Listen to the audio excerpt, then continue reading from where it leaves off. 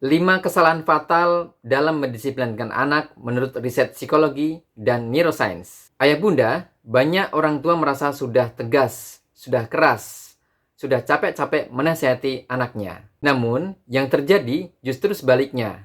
Anak makin melawan, anak makin menjauh, dan anak makin kurang sayang. Tahukah ya bunda, bisa jadi yang bermasalah bukan anaknya, tapi justru kita orang tuanya keliru dalam cara mendisiplinkan anak kita.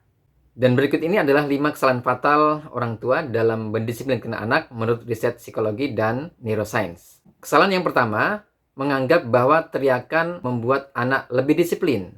Data dari Harvard Center on the Developing Child menunjukkan bahwa anak yang sering dimarahi mengalami lonjakan hormon stres kortisol yang justru mematikan area otak pengendali diri dan empati.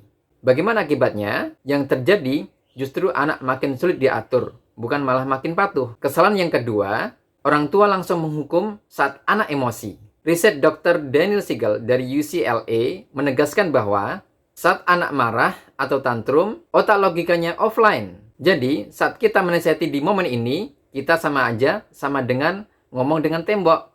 Jadi, anak tidak belajar, yang tumbuh justru luka hatinya. Kesalahan yang ketiga, fokus pada perilaku, namun lupa pada emosi. Penelitian Child Development Journal menunjukkan perilaku buruk seringkali hanyalah bahasa dari emosi yang tidak tervalidasi. Anak yang tidak mengerti akan memilih melawan atau menutup diri. Kesalahan keempat adalah memberi label identitas pada anak, seperti perkataan, kamu malas, kamu bandel, kamu susah diatur. Neuroscience membuktikan, label yang sering diulang akan membentuk self-concept di otak anak.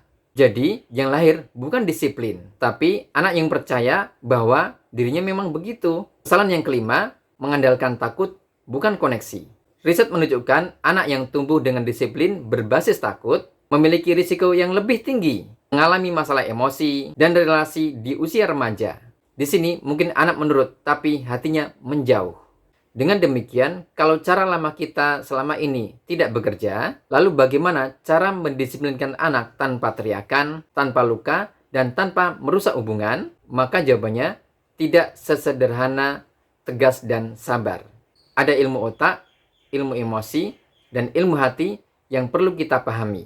Bagi ayah bunda yang ingin belajar lebih lengkap dengan metode Heart Brain Connection, silahkan ketik mau di kolom komentar sekarang.